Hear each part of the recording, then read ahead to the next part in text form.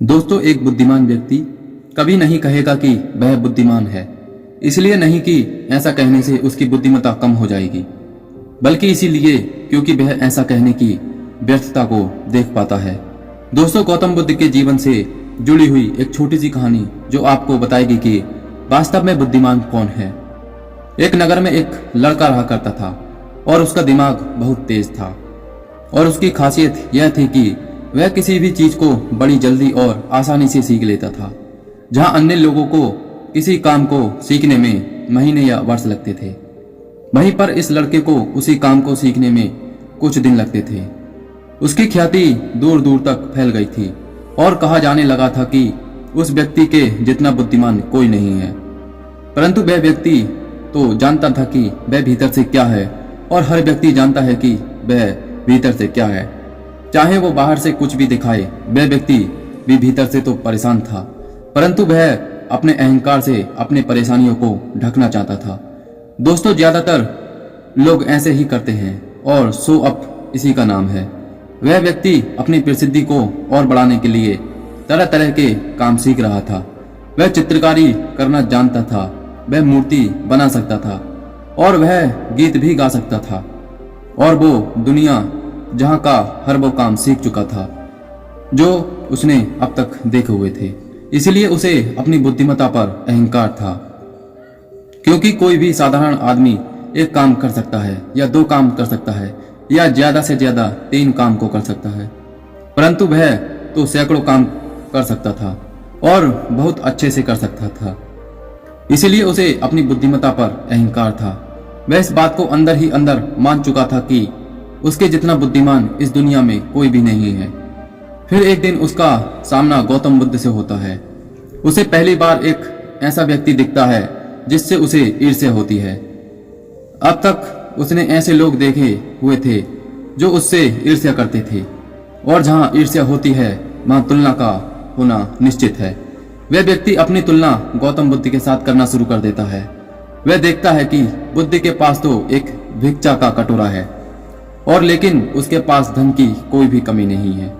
बुद्ध के वस्त्र तो साधारण से थे, परंतु उसके वस्त्र बहुत कीमती हैं। बुद्ध तो जमीन पर नंगे पैर चलते हैं, परंतु वह नंगे पैर नहीं चलता। इसी तरह से वो आदमी सैकड़ों चीजों से अपनी तुलना बुद्ध से करने लगता है, परंतु हर तुलना के बाद भी वह पाता है कि उसकी ईर्ष्या बुद्ध के प्रति 1% भी कम नहीं होती।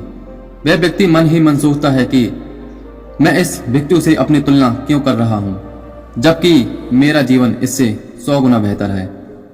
लोग भी बुद्ध का सम्मान कर रहे हैं। आखिर इसके भीतर ऐसा क्या है जो मुझ में नहीं है, और जिसके कारण मेरे भीतर इसके प्रति ईर्ष्या है। बहुत देर अपने मन में उलझे रहने के बाद वह व्यक्ति तय करता है कि वह बुद्ध के पास जाएगा और उनसे पूछेगा कि उनकी उपलब्धि क्या है। वह व्यक्ति अपने सेवकों के साथ बुद्ध के पास जाता है और उनसे कहता है कि मैं इस इलाके का सबसे बुद्धिमान व्यक्ति हूं, और आप अपने आसपास जो भी देख रहे हैं मैं वो सब करना जानता हूं। किसी भी कार्य को सीखने में मुझे बहुत ही कम समय लगता है। सभी लोग मेरा सम्मान करते हैं, परंतु इस सब के बाद भी मेरे भीतर आपके लिए ईर्ष्या है। मैं यह जानना चाहता हूं कि आपकी उपलब्धि क्या है। ये सब लोग आपका आदर सम्मान क्यों कर रहे हैं। उसके बाद बुद्ध कहते हैं कि वैसे तो मेरी कोई उपलब्धि नहीं है, परंतु तुम कह सकते हो कि मेरी एक उपलब्धि है। वह व्यक्ति पूछता है कि क्या मैं जान सकता हूं। तो फिर उसके बुद्ध कहते हैं कि मेरी एक उपलब्धि है कि मैं सभी उपलब्धियों को छोड़ चुका हूं। वह व्यक्ति बुद्ध से पूछता है कि मतलब मैं कुछ समझा नहीं। बुद्ध उस व्यक्ति से कहते हैं कि क्या तुम्हें प्रशंसा अच्छी लगती है। वह व्यक्ति कहता है कि प्रशंसा तो सभी को अच्छी लगती है। उसके बाद बुद्ध कहते हैं कि क्या तुम्हें निंदा अच्छी लगती है। तो वह व्यक्ति कहता है कि भला इस दुनिया में कौन है जिसे अपनी निंदा अच्छी लगे। उसके बाद बुद्ध कहते हैं कि जो तुम्हें अच्छा लगता है और जो तुम्हें बुरा लगता है, मैं इन दोनों से भी ऊपर उठ चुका हूं। ना मुझे निंदा सताती है और ना ही मुझे अपनी प्रशंसा प्रसन्न करती है। बस यही अंतर है कि तुम में और मुझ में। और उसके बाद वह व्यक्ति बुद्ध से कहता है कि परंतु यह कैसे संभव है?